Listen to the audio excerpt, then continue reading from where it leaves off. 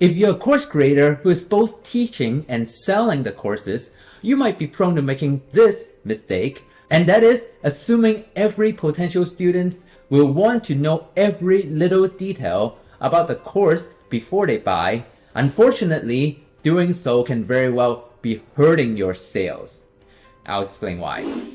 Hi, welcome to the 10K Course Creator Show. My name is Stephen, and this show is all about helping course creators grow their online businesses to over $10,000 per month in the fastest and simplest way possible. And without understanding the different ways that people buy, you can be losing out on a lot of sales by talking to your potential buyers in the wrong way. So first, we need to understand there are actually two very distinct types of buyers when it comes to buying, well, not just courses, but anything. And that is the logical buyer and the emotional buyer. The logical buyer analyzes the feature of the product, weighs all the costs versus the benefits, and try to make a calculated decision based on available information. On the other hand, the emotional buyer makes purchase decisions mostly based on their feelings and often the rush of the moment. Now, in reality, it's not really a 0 or 1, but on a spectrum. So some people are more the emotional type, and some people are more the logical type. And intuitively, online course creators think that all their buyers want to learn all the details, weigh the benefits, and make a logical purchase decision. So the sales materials, the sales copy, the promotion, mostly are completely catered to the logical buyer. They lay out all the course content down to maybe the individual lessons, every piece of the resources. However, in reality, purchase decisions tend to be more emotional than logical. In fact, some studies suggest that when people make purchase decisions, emotion accounts for 85% of the decision and logic only accounts for 15%. And the danger is, let's say you have a potential buyer who is more the emotional type, and he's pretty much ready to make a purchase. But you keep presenting him with more details, and it keeps poking his logical side and creating more things for him to think about, making him actually less likely to buy. Now think about the below scenario. I'm finishing up a webinar where I sell my course at the end, and some guy, John, he likes what he heard. So he thinks my course is really going to help him reach his goals and solve his problems. He wants to buy now, but at the end of the webinar, I said he can have a free trial of the course to look more closely at what he's buying. Now he thinks to himself, well, alright, there's a free trial. No reason I should make a purchase before giving it a try. It's bedtime now, so he decides to look at it tomorrow. But tomorrow, his daughter got sick, and he had to take her to the hospital. And the day after, he has a busy day at work, and he has all forgotten about the free trial and my course. And I just lost a sale because I offered too much details. Now, I know what some of you are thinking. Maybe some potential buyers really want the details. Won't I lose sales if I don't provide enough details for them? It's true that there are still buyers who are more the logical type, and they might not purchase if they feel like they haven't seen enough details. So here's what you can do.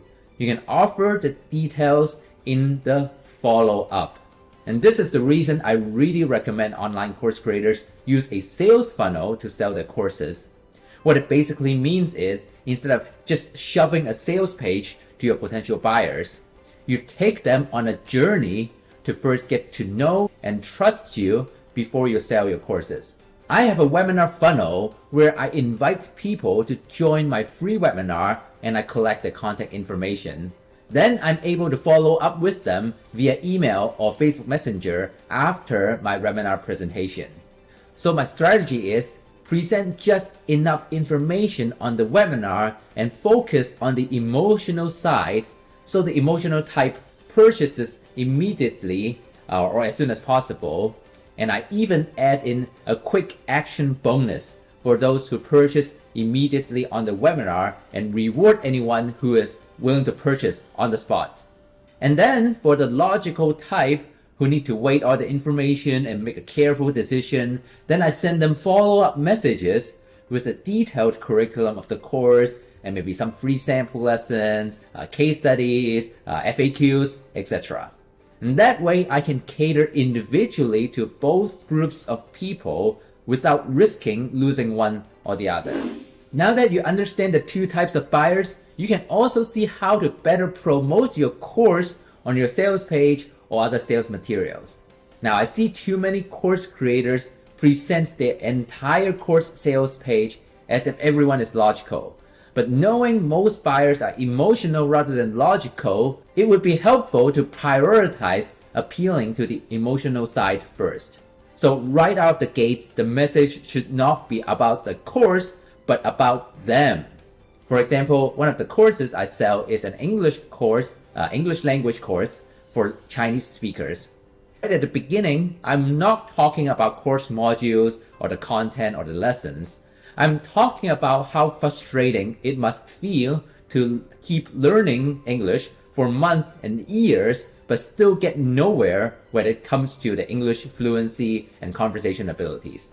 Then I talk about why this course offers a unique method or approach to learning English so that the student won't be just repeatedly trying things that doesn't work, but actually using a new method that is going to help them reach their goals and change their lives.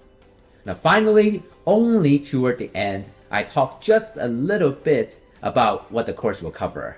And I don't even list out each module and lessons. I just have a little button that says, if you want to know, click here to see the full curriculum, or just in case some super logical buyer want to see it all. And by shifting your sales messages from a logical perspective to an emotional perspective and focusing more on the potential buyers themselves and the transformations for them instead of the course content itself, you should see a huge improvement in your sales conversions. Now, I also want to share another super powerful strategy that is proven to appeal to emotional buyers very well, and that is using the power of deadlines. As you can see, emotional buyers make decisions very much based on the rush of the moment, and if they don't make that purchase soon, they will lose interest and you will lose that sale.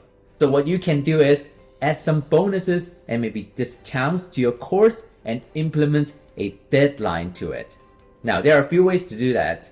First is doing what's called a launch. So you have a start and end date of a promotion where you're giving a discount or perhaps some free bonuses to those who purchase before a certain date. Then you send out emails, post on social, maybe run a live webinar during that launch period to tell people about this promotion and this deadline. And this is very effective in getting the emotional buyers who are on the fence to take that leap and join before the deadline. Another way is using an evergreen sales funnel, meaning based on each user who enters your funnel, they all have a unique deadline based on when they have entered your funnel.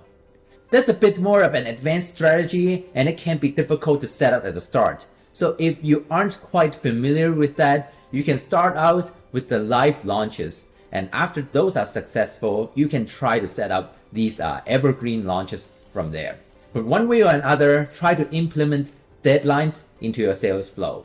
From my experience, you can double your sales just by adding a deadline. So I mentioned that I use a sales webinar funnel with a deadline to effectively draw people in and then sell them my courses.